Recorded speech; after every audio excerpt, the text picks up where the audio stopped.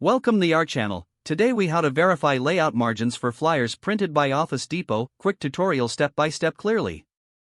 To verify layout margins for flyers printed by Office Depot, start by opening your design software. Create your flyer design with the appropriate dimensions for printing. Typically, this will be a standard size, such as 8.5 by 11 inches or 11 by 17 inches. Next, check the recommended margin settings from Office Depot's printing guidelines. They usually suggest a minimum margin of 0.125 inches to prevent any content from being cut off. Open your design file and select the ruler or guides tool. Drag the guides to set the appropriate margins on your document. Ensure that all essential text and images are positioned within these margins. Save your flyer design in a high-resolution format, such as PDF or TIFF.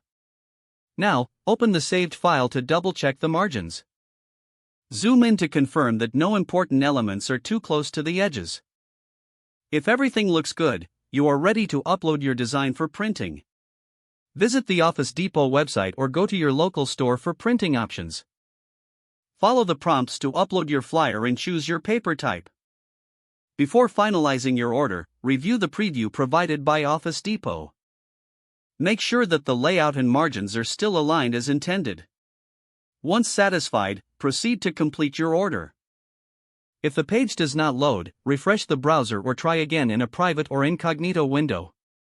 Make sure you are using the correct email address, then retype it carefully to avoid small typos. If your password is not accepted, use the reset option and create a new strong password you can remember. Check your spam folder for verification or security emails, then complete any requested confirmation steps. Enable two-factor authentication if available to improve account security and reduce unauthorized access risk. After signing in, review your profile details so your contact information and settings are accurate and current.